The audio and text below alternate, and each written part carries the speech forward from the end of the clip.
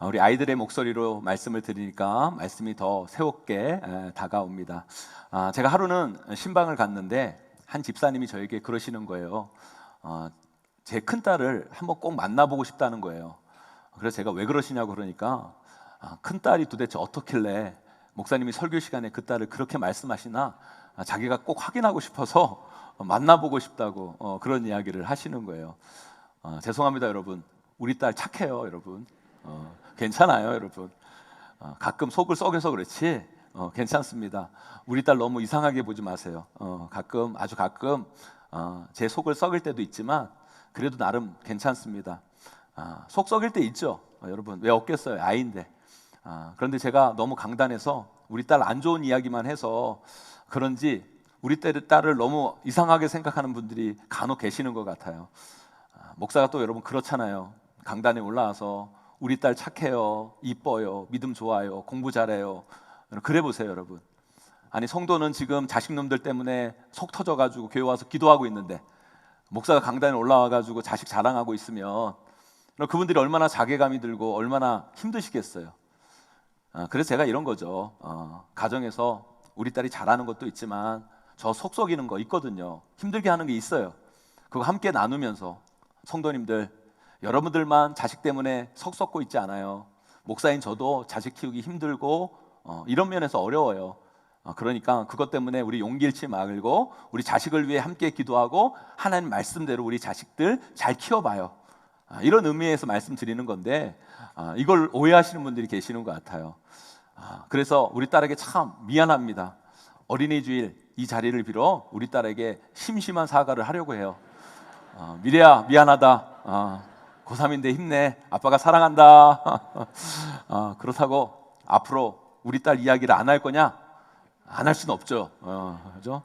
저는요 우리 성도들이 은혜 받을 수만 있다면 이 자리에서 정말 발개 벗고 춤이라도 출 수 있어요. 물론 제가 실제 옷은 벗지 않겠지만 이 강단에서 제 삶을 정말 다 발개 벗겨 드린 것 같아요. 저의 연약함, 부족함, 우리 가정의 문제들 솔직히 다 이야기하고 우리 함께 기도하면서 우리 삶의 여러 가지 문제들을 함께 이겨냈으면 좋겠다라는 마음으로 제가 말씀을 전합니다. 그건요 우리 모두에게는요 이런 아픔과 문제가 있고 그러기에 우리에게는 하나님의 은혜가 필요하고, 그죠? 말씀이 우리를 이끌어 가야 한다는 걸 여러분들에게 말씀드리고 싶은 거예요. 저는 우리 성도님들이 정말 이 예배를 통해 은혜 받았으면 좋겠어요. 그리고 제가 전하는 이 말씀이 여러분 추상적이고 뜬구름 잡는 이런 말씀이 아니라 여러분의 삶을 바꾸는, 여러분의 가정을 변화시키는 살아있는 능력의 말씀이 되기를 소망합니다. 오늘 말씀 가운데 그런 은혜가 임하기를 간절히 소망합니다. 오늘 말씀 우리가 너무나 잘 아는 탕자의 비유 이야기예요. 아니 무슨 어린이 주일에 탕자의 비유인가 생각하는 분들이 계실지 모르겠어요.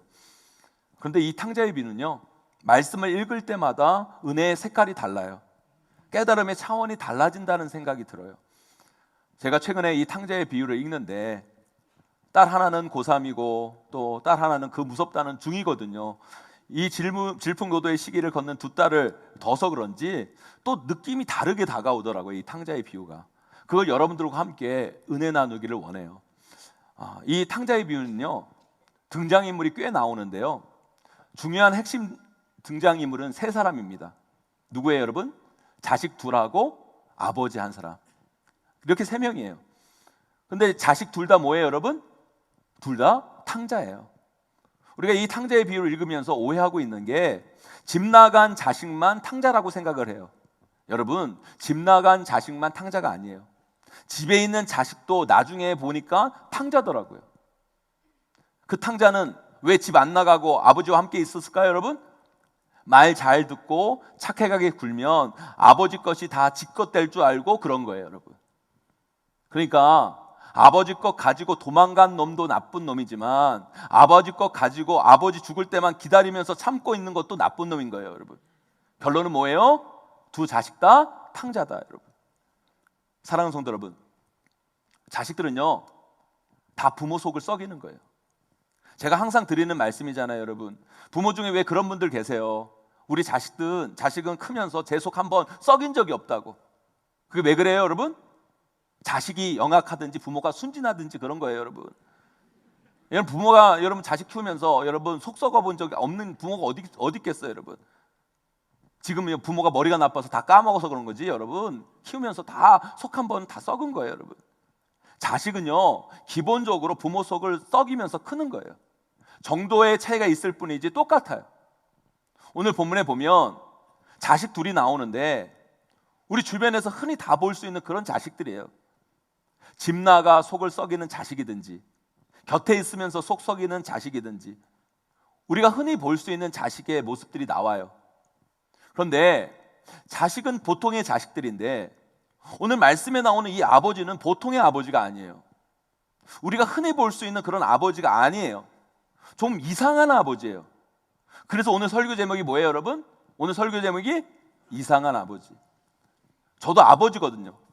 그런데 오늘 말씀에 나오는 이 아버지는요, 특별히 저하고는 너무나 달라요. 이 말씀에 나오는 아버지를 보면서 저는 그런 생각이 들었어요. 이 아버지 정말 특이하다. 이 아버지 정말 이상하다. 저는요, 제 딸 키우면서 제 딸이 이러면요, 이 아버지처럼요 절대 안 할 거예요. 이렇게 안 할 거예요. 지금까지도 저는 자식 키우면서 이렇게 안 했거든요. 그렇기 때문에 저는 이 아버지가 참 이상하게 보여요. 왜 이 아버지는 이럴 때 이렇게 하지? 이상한데? 보통의 아버지가 아닌데? 왜 이 애가 이렇게 하는데, 자식이 이렇게 하는데 왜 이런 모습을 보이지? 뭔가 좀 이상한 거예요. 그런데요, 더 이상한 건 뭔지 아세요, 여러분? 더 이상한 거? 이 이상한 아버지는요, 이 자녀를 나중에 변화시켜요. 그런데 저는 우리 자녀를 잘 변화시키지 못한다는 거예요. 그럼 누가 이상한 거예요, 여러분? 누가 잘못된 거예요, 여러분? 이 아버지가 이상한 거예요? 제가 이상한 거예요? 제가 이상한 거예요. 살펴보니까. 사랑하는 성도 여러분, 자식은요 다 속을 썩여요. 보통 부모 속 썩이려고 태어나는 게 자식이에요. 문제는 뭔지 아세요, 여러분? 속 썩이는 자식을 대하는 우리 부모들의 태도와 자세의 문제예요. 그 부모가 어떤 모습으로 그 자녀를 대하느냐, 그것에 따라 자녀의 삶이 바르게 해피엔딩으로 끝날 수도 있고 새드엔딩, 슬프게 끝날 수도 있는 거예요. 이 이상한 아버지는요, 자식들을 결국 바르게 해피엔딩으로 이끌어요. 그렇다면 우리는 어떻습니까? 여러분들은 여러분의 자식들을 해피엔딩으로, 참된 행복으로 이끌어가고 있습니까? 여러분의 가정을 행복한 가정으로 이끌어가고 계십니까, 여러분? 저는 오늘 말씀에 나오는 이 이상한 아버지를 통해 부모로서의 우리의 모습을 돌아보기를 바랍니다. 우리들은 우리의 자녀들, 우리의 가정을 어떻게 이끌어가고 있는가? 하나님의 말씀대로 이끌어가고 있는가? 참된 행복으로 이끌어가고 있는가? 그걸 살펴보면서 5월 가정의 달, 특별히 어린이 주일, 우리의 삶, 우리의 가정을 되돌아보는 시간을 갖기를 간절히 바랍니다. 오늘 말씀을 통해 하나님이 우리에게 주시고자 하는 그 진리의 메시지를 꼭 발견하고 돌아가시는 저와 여러분, 우리 모두가 되시기를 주님의 이름으로 간절히 축원합니다. 그렇다면 오늘 이 말씀에 나오는 이 아버지가 우리와 보통의 아버지와 뭐가 다를까요? 뭐가 달라 이상해 보일까요? 그걸 알아야 우리는 오늘 말씀에서 깨달음을 얻을 수 있어요. 그렇다면 도대체 이 아버지는 뭐가 이상할까요? 첫째, 이 아버지는요, 자식이 넘어지는 쪽으로 같이 넘어져 줄 아는 아버지였다는 거예요. 오늘 말씀에 이 둘째 자식이, 이 막내가 아버지에게 유산을 요구해요. 여러분, 예수님 당시 유대 문화에서는요, 부모가 사망하기 전에는 절대 유산을 요구할 수가 없어요. 그러니까 그 문화 속에서 이건 절대 할 만한 요구가 아니에요, 여러분. 그러니까 여러분, 이 자식이 부모가 돌아가지도 않은데 죽음을 얼마 남겨두지도 않은 시기가 아닌데도 불구하고 유산을 달라고 한 거는요, 정말 후레자식이나 할 행동이라는 거예요, 여러분. 그런 요구를 한다는 자체가 부모에게 엄청난 불효인 거예요. 이 요구는 다시 말하면 이런 의미랑 똑같은 거예요. 나는 아버지 빨리 죽었으면 좋겠어요. 이렇게 말하는 거와 똑같은 거라는 거예요. 그런데 그걸 요구하는 자식놈도 이상한 놈인데, 더 이상한 사람은 누군지 아세요, 여러분? 그걸 달라고 주는 아버지는 더 이상한 사람이라는 거예요. 여러분, 저 같으면요 절대 안 줘요. 여러분 같으면 주시겠어요, 여러분? 아직도 내 살 날이 창창한데 죽을 때 주는 유산을 이렇게 달라고 그러는데 주겠냐고요, 여러분? 여러분도 안 주실 거잖아요. 여러분 또 보세요. 이 아버지가요, 이 자식이 이 돈 가지고 가서 열심히 일하고 투자해서 몇 배로 재산을 불리고 성공할 거라고 성공할 걸 알아서 이 자식에게 돈을 줬을까요, 여러분? 아니요. 이 아버지는 분명 이 자식이 돈 가지고 허랑방탕한 생활을 하다가 돈 다 날릴 거라는 것도 분명히 알았을 거예요. 그런데 줘요. 저 같으면 안 줘요. 아니 그것 가지고 분명히 잘못된 거에 쓸 걸 뻔히 아는데 그걸 왜 줘요? 근데 이 아버지는 그걸 알면서도 그걸 줘요. 그래서 이 아버지가 참 저와 다르게 이상한 아버지라는 거예요. 저랑은 너무 다른 아버지예요. 그런데요, 중요한 건 뭔지 아세요, 여러분? 이 아들이 결국 돌아왔다는 거예요. 그리고 이 아들이 결국 바뀌었다라는 거예요. 그리고 이 이야기는 해피엔딩으로 끝났다라는 거예요. 왜 그랬을까요, 여러분? 여러분 이걸 알아야 돼요. 이 말씀의 내용을 아셔야 돼요. 어떤 목사님이요, 자녀 교육 특강을 하면서 이런 이야기를 하시더라고요. 옛날 자기가 두발 자전거를 처음 배울 때 아버지가 자전거를 가르쳐 줬는데 자신의 아버지가 자기에게 자전거를 가르쳐 줄 때 참 이상하게 보통 아버지와 다르게 자전거를 가르쳐 줬다라는 거예요. 여러분 보통 아버지들은 자전거 가르쳐 줄 때 어떻게 합니까? 애들이 핸들 잡고 이렇게 하면 뒤에서 잡아주잖아요. 그래서 여러분 이쪽으로 넘어질 것 같으면 아버지가 이쪽으로 이렇게 옮겨주고 이쪽으로 넘어질 것 같으면 이쪽으로 옮겨주고 그렇게 하면서 이렇게 자전거를 가르쳐 주잖아요. 그런데 자기 아버지는 안 그랬다는 거예요. 그냥 넘어지는데도 그냥 보고만 있었다는 거죠. 계속 넘어지는데 웃기만 하고 쳐다만 보고 있다가 하도 넘어지니까 딱 한마디 말씀을 하셨대요. 그게 뭐냐면, 얘야 자꾸 넘어지려고 하면 넘어지는 반대쪽으로 핸들을 틀지 말고 넘어지는 쪽으로 핸들을 틀어라. 이 목사님이 이 말을 듣고 자전거를 엄청 빨리 배웠다는 거예요. 우리는요 또 이쪽으로 자꾸 넘어지려고 하면 자꾸 안 넘어지는 쪽으로 반대로 핸들을 틀어요. 그런데요, 자전거 타보시면 아시겠지만 그러면 중심이 더 안 잡혀요. 여러분 자전거를요 잘 타려면요, 넘어지려고 하면요 넘어지는 쪽으로 핸들을 틀어서 다시 옮겨야 돼. 그래야 중심이 잘 잡혀요. 우리는요 자식을 키울 때 이렇게 키우잖아요. 자꾸 자식이 넘어지려고 하면 부모가 반대쪽으로 확 틀어버려요. 그러면 지금은 안 넘어져도 나중에 꼭 크게 넘어지더라고요. 때로는요 자식이 넘어지려고 할 때 같이 넘어지는 쪽으로 핸들을 틀어줘야 할 때도 있어요. 그래야 중심을 잡고 다시 제자리와 그 인생을 걸어갈 수 있는 거예요. 그런데요 대부분의 부모들은요 자식이 넘어지면 넘어지는 걸 못 참고 못 견디고 자신이 자식의 인생의 핸들을 딱 붙잡고 자기 마음대로 잡고 핸들을 틀려고 하니까 그 관계에는 건들 수 없는 강이 만들어지고 나중에 그 가정은 더 크게 넘어지는, 그러니까 안타까운 모습들을 발견하게 된다라는 거예요. 또 우리 딸 이야기를 하게 되는데요, 우리 딸이 하루는요 자기가 귀에 피어싱을 하겠다고 그러는 거예요. 저는 피어싱이 뭔지도 몰랐어요. 저는 그저 귀에 귀걸이를 하나 보다 생각했는데 그게 아니더라고요. 귀걸이는 여기다 하는 건데요, 피어싱은 뭐 여기다 뚫고 뭐 그러는 거래요. 어떤 사람은 뭐 코에다도 뚫고 뭐 배꼽에도 뚫고 그런 게 피어싱이더라고요. 나중에 알아보니까 그걸 하겠다고 몇 달을 조르는 거예요. 그런데 여러분 우리 집에서 그게 허락이 되겠냐고요? 안 됐죠. 절대 안 된다. 하여튼 했다 마라.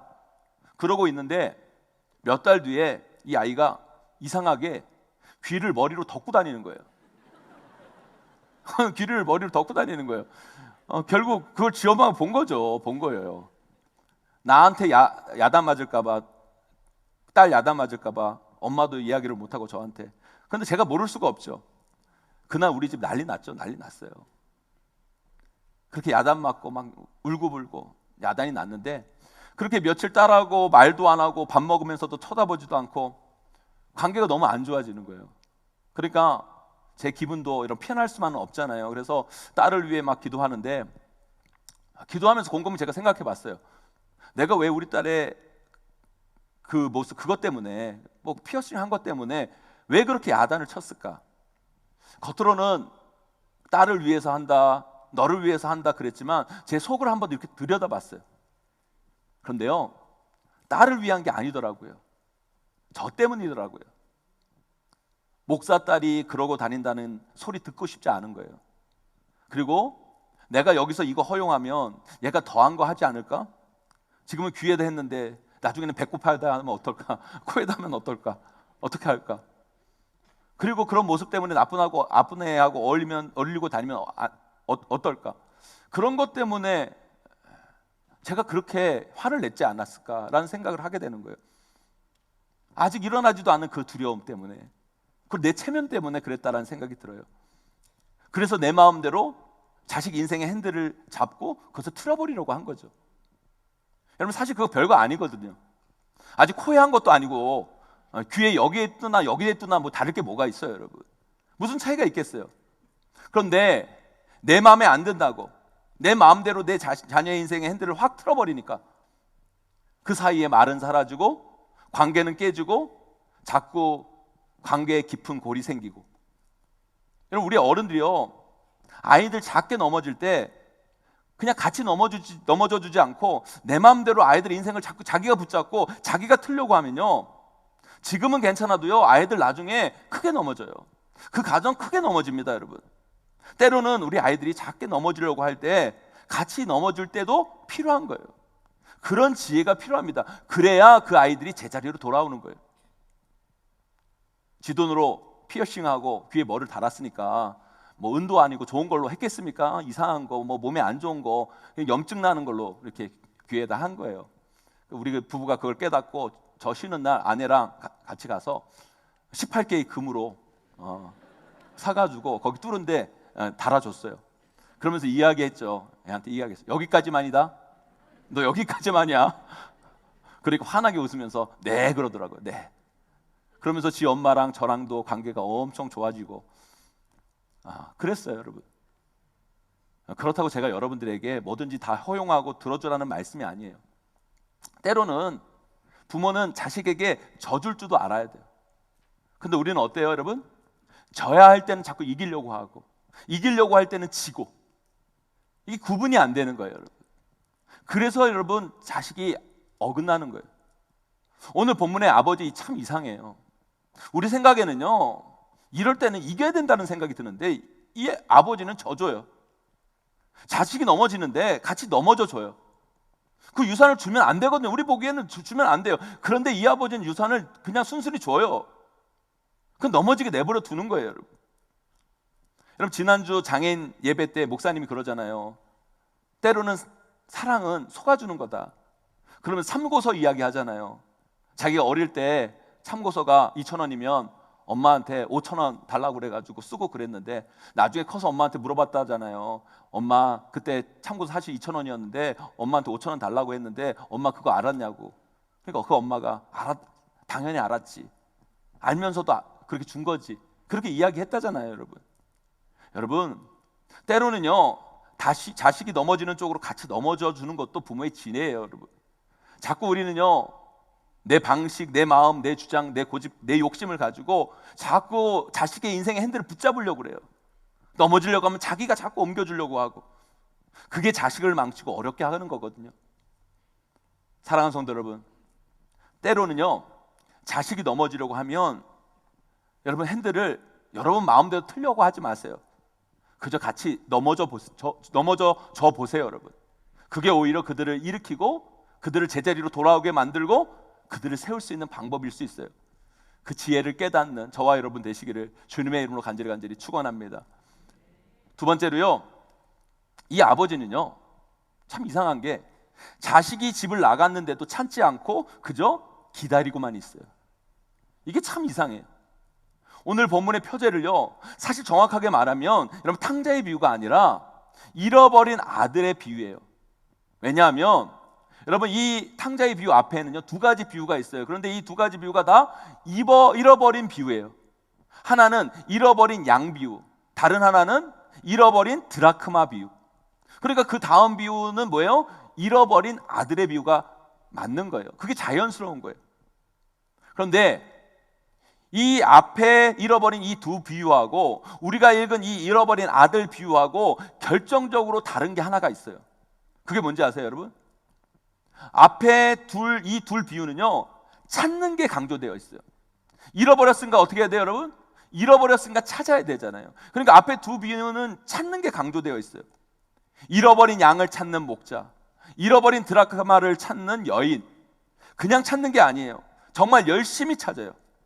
이 두 비유에는 찾는 게 나와 있어요. 그런데 이 잃어버린 아들 비유에는 찾는 게 없어요. 안 찾아요. 이게 참 이상한 거예요. 여러분 보세요. 여러분 자식이 집을 나갔어요. 그럼 여러분 찾겠어요? 안 찾겠어요? 저는 찾아요. 저는 찾아요. 딸 친구들 다 전화하고 학교 찾아가고 어디 찾아가고 다 찾아가서 갈 만한 곳 찾아가서 어떻게든 딸 찾아요.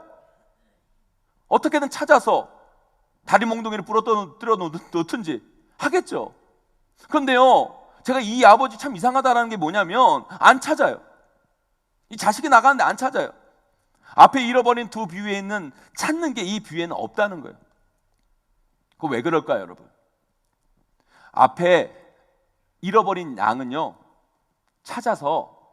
찾으면 여러분 우리에 가둬놓으면 돼요. 잃어버린 드라크마는요, 찾아서 귀중품함에 그냥 다시 넣어두면 돼요.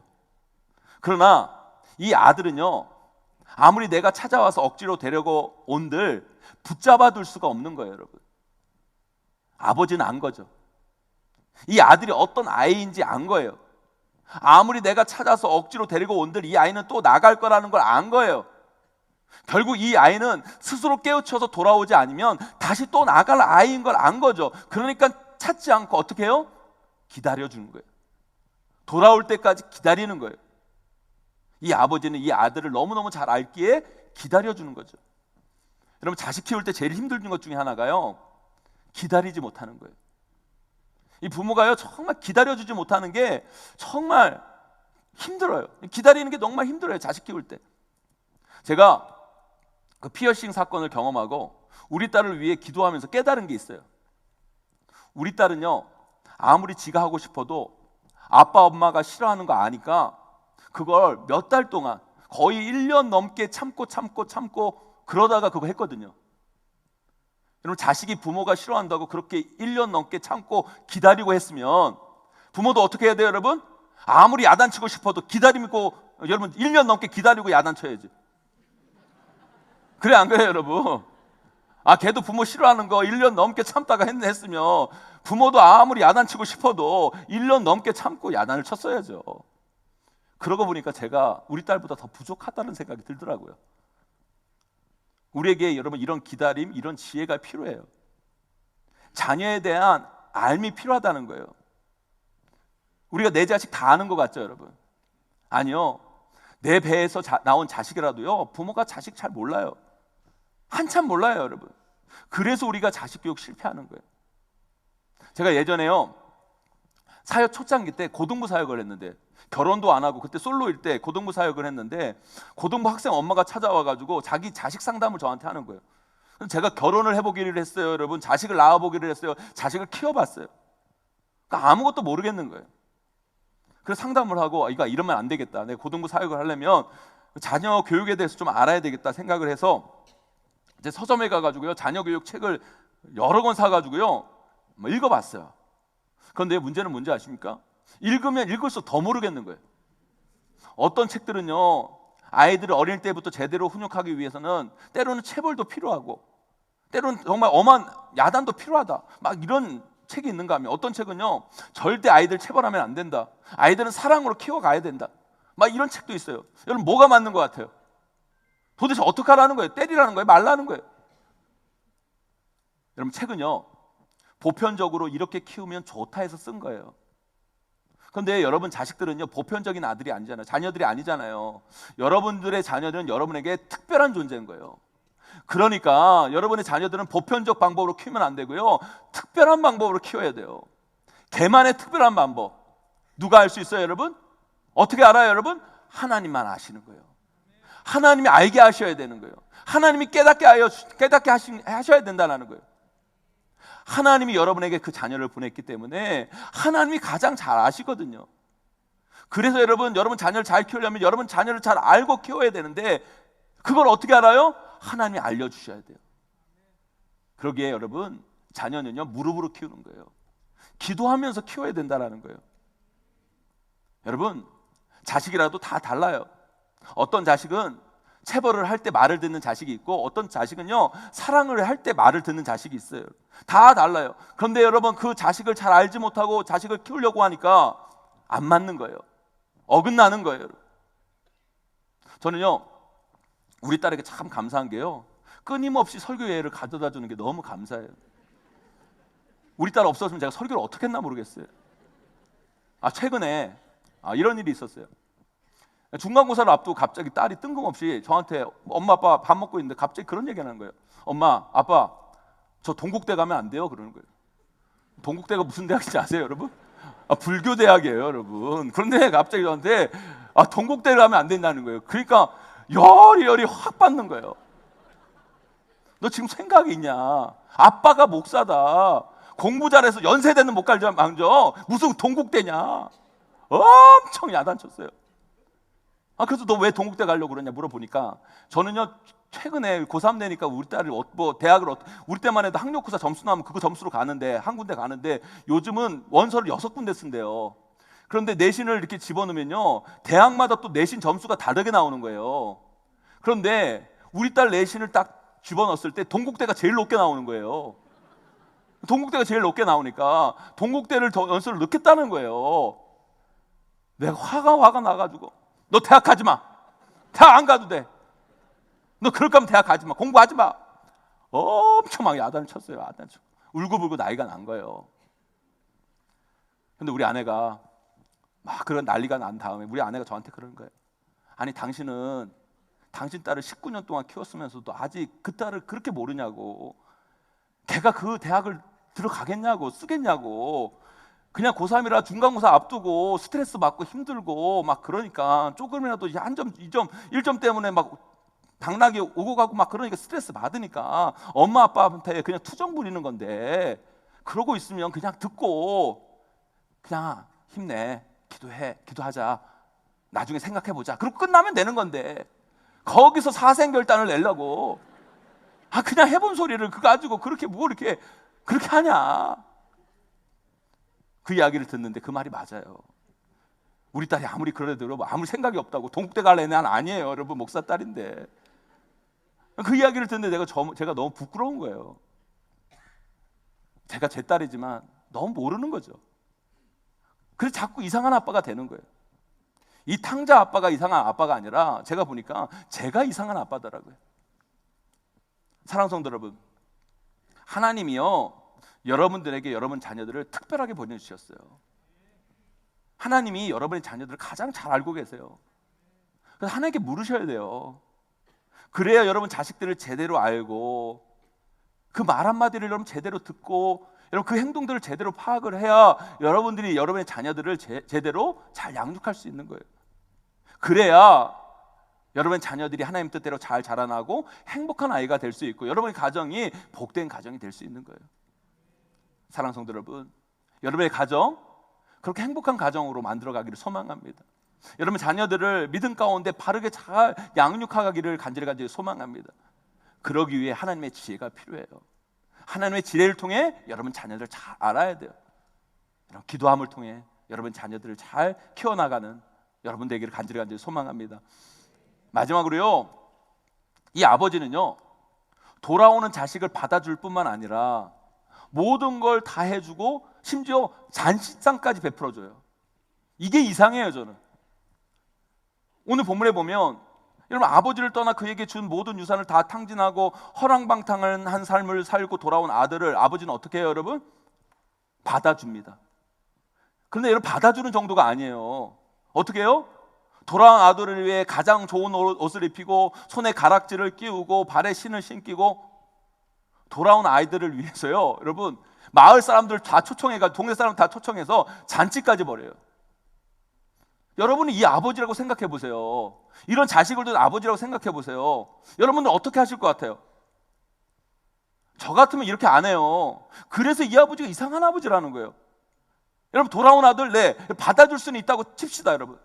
근데 뭘 잘했다고 여러분? 좋은 옷을 입히고 가락지를 끼우고 신발을 사줘서 신을 신기고, 아니 뭐 자랑스러운 아들이라고 동네 사람 다 초청을 해가지고 잔치까지 벌여요 여러분. 이해가 가세요 여러분? 정말 이상한 아버지 아니에요, 여러분? 이게 저하고 또 달라요. 그래서 이 아버지가 정말 이상한 아버지인 거예요.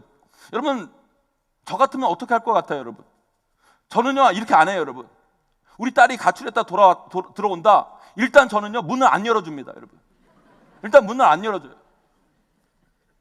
그런데 무슨 잔치를 벌이고 무슨 상을 차려줍니까?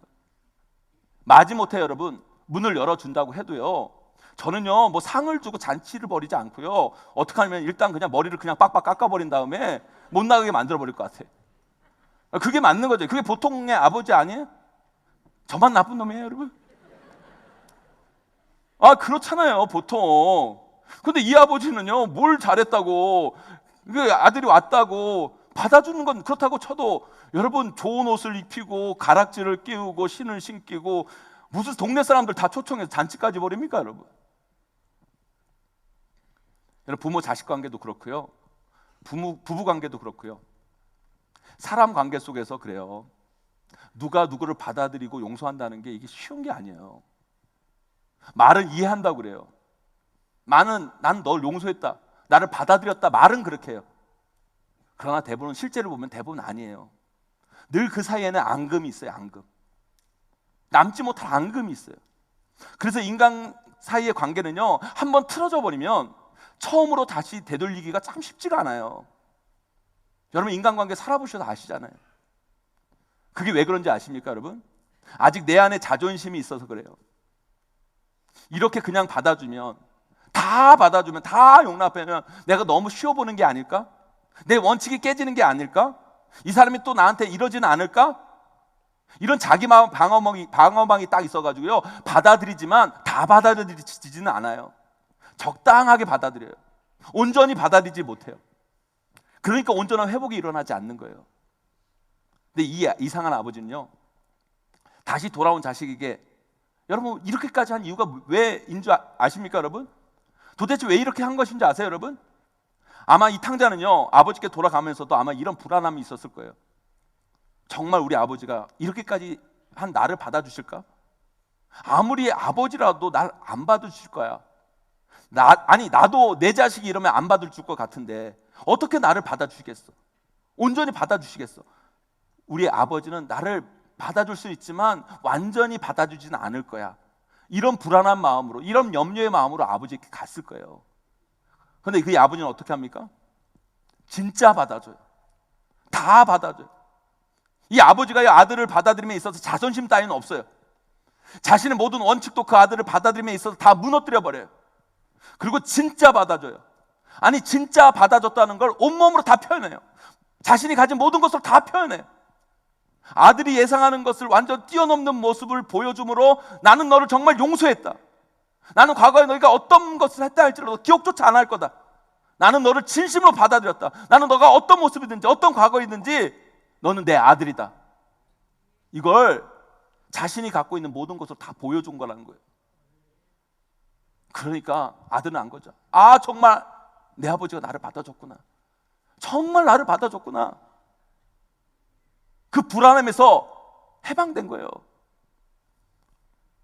사랑하는 성도 여러분, 우리 하나님이요, 여러분들을 그렇게 받아주셨어요.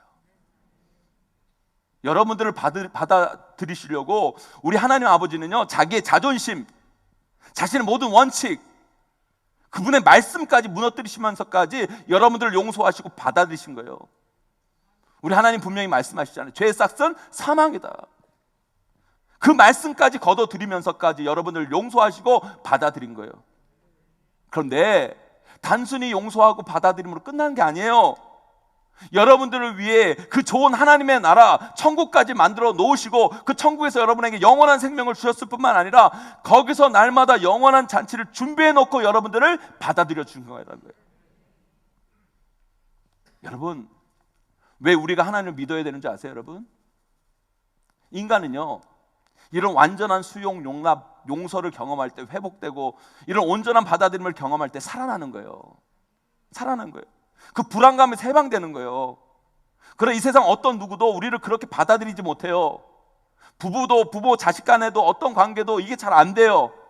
말을 이해한다, 용서한다, 받아들인다 하지만 앙금이 있어요. 불안해요, 그 관계가.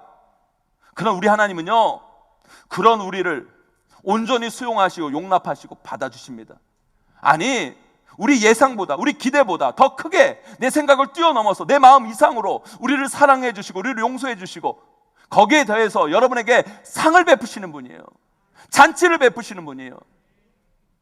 그래서 우리 인간은요, 그 하나님 품에 온전히 안길 때 거기에서 참된 회복과 생명과 치유가 일어나는 거예요. 여러분 자녀들이 왜 하나님 믿어야 되는 줄 아세요? 여러분, 이 세상 사람들도 왜 하나님 믿어야 되는 줄 아세요? 이 세상 어디도요, 여러분 자녀들을요, 있는 그대로 온전히 수용하는 곳이 없어요. 성적에 따라 수용하고, 스펙에 따라 수용하고, 잘나고 못나고 따라 받아들여주고, 돈이 있냐 없냐에 따라 받아들여주고, 똑똑하냐 아니냐에 따라서 받아들여주고, 안 받아들여지는 것이 결정되는 것이 이 세상이라는 거예요. 그래서 이 세상에서 우리 자녀들은 끊임없이 거부당하고 좌절하고 끊임없이 불행하다고 느낄 수밖에 없는 거예요.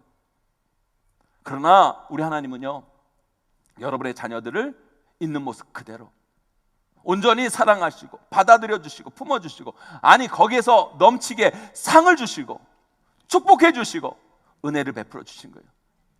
그럴 때 여러분의 자녀들이 살아나게 된다는 거예요. 사랑하는 성도 여러분, 오늘 말씀에 이 아들 탕자처럼 우리를 그렇게 온전히 받아들여 주시는 그 하나님 아버지께로 나아갑시다.